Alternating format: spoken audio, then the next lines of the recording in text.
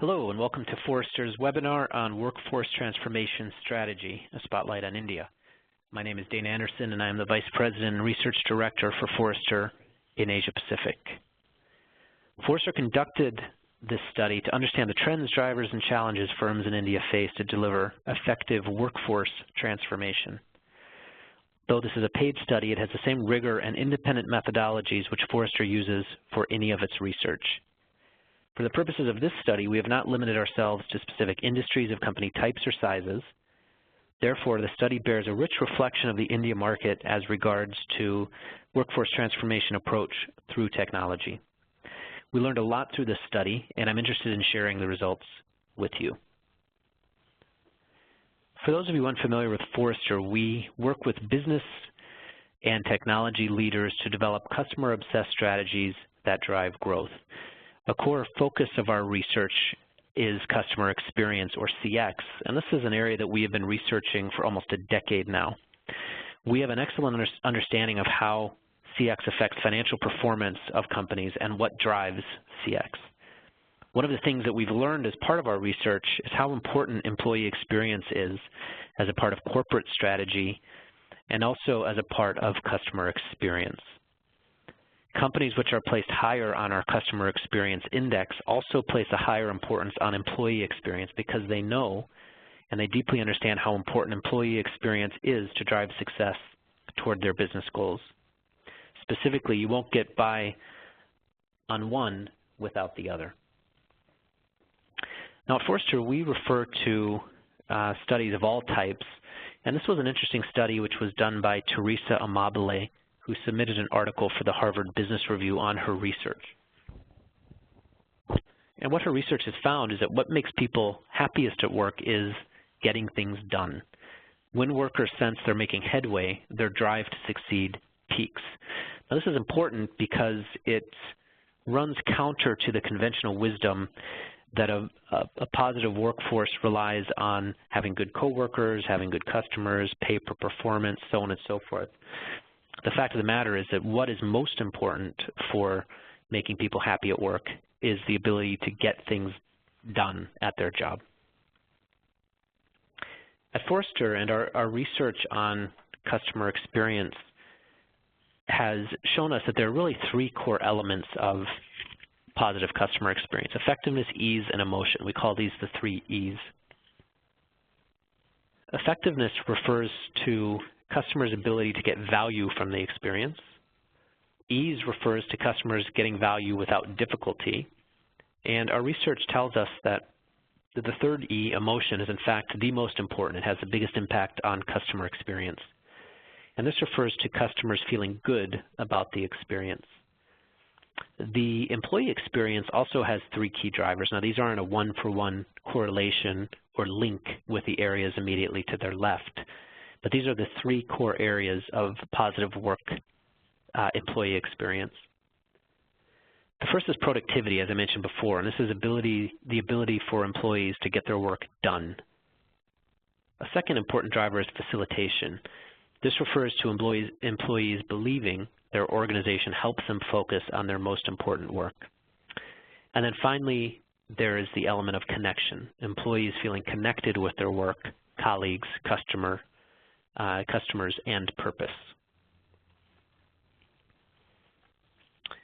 We know through other studies that happier employees generate better business results. This is some key findings. What I'm showing you here are some key findings from another very good and very comprehensive study with over 3,000 data points over multiple years, which is corroborated by many other studies.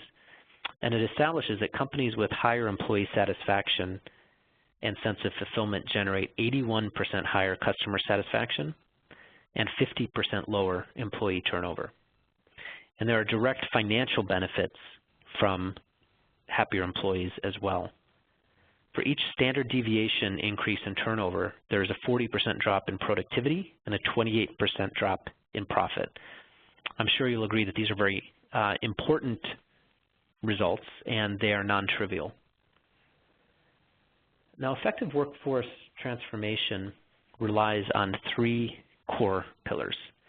They are workforce experience, workforce security, and PC lifecycle management. Workforce productivity is very closely linked to workforce experience and the evolution, of course, of the digital economy. When it comes to workforce technology to support a proper workforce experience, one size does not fit all. This is across company types and across employee categories within the same organization. And what needs to drive the workforce experience clearly are the business needs of that organization. The second pillar is workforce security. We know, of course, that everyday threats are evolving with the evolution of the mobile workforce. And current IT security policies and control many times don't factor in the employee experience. Of course, security is extremely important, but it also needs to take into account the workforce experience as well. And then the third pillar is PC lifecycle management. We know that existing workforce technology strategy generally does not really meet the needs of employees. For many organizations, PC lifecycle management complexities are overwhelming for them, and this is indeed the case in India. And firms do not have adequate in-house capabilities to effectively manage workforce PC lifecycle.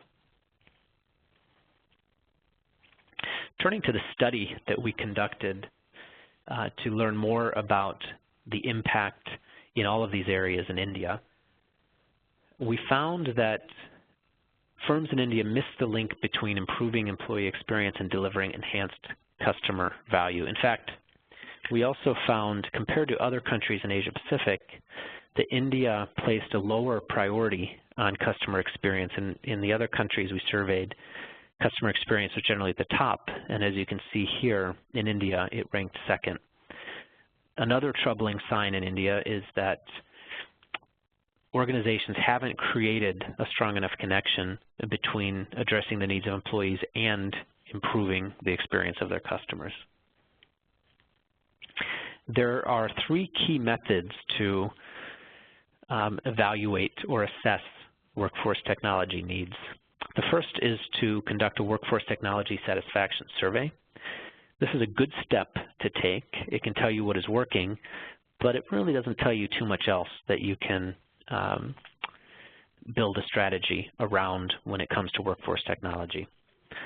The second area is workforce technology needs assessment, and this can provide a fact basis to help you develop personas for planning and strategy, which is a much deeper and richer assessment method. The third is workforce engagement and flow. Here you can test for emotional well-being and link employee engagement with technology-related factors. Now this is a picture of a Forrester workforce needs assessment, and we've mapped the personas by the number of locations where they work and by the usage of applications. At the top we have those who use many applications, and at the bottom we have those who use few. In the upper right-hand corner you can see a mobile professional who works in many locations and uses many applications. Of course, they have different needs than a dedicated practitioner who uses few applications and works in fewer locations. And this is what we recommend our clients do, is get a better reading through an assessment of the personas that they need to support at their organization. From a security perspective, we know, and the studies told us, that device malware and device diversity add to considerable security concerns across firms in the Indian market. We asked how concerned your firm is in the following device security issues, and we found that device malware was indicated as a key concern for 79% of respondents, and potential legal liability issues that may arise due to bring your own device or BYOD policies were cited as a concern for 70% of organizations. The respondents also told us that updated PC hardware reduces the security risk. When we asked how strongly they agree with the following security statements, 61% told us that user authentication for devices remains vulnerable, and 61% told us that newer PC hardware is significantly more secure than older PC hardware. And then there was a considerable drop-off after this in terms of the areas of concern.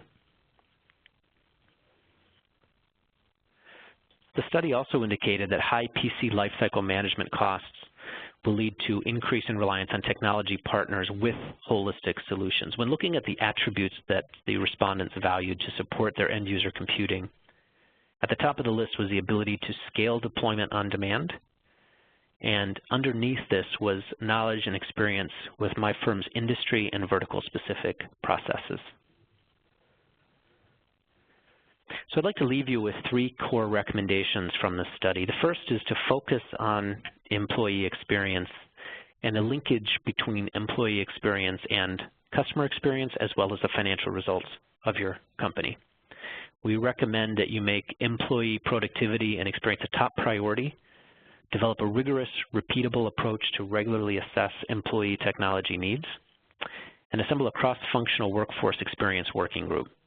Secondly, we recommend your organization focus on ways to improve device security. We suggest you choose the most secure device hardware and get it into your employees' hands, and make authentication, network, and data security part of your endpoint security strategy.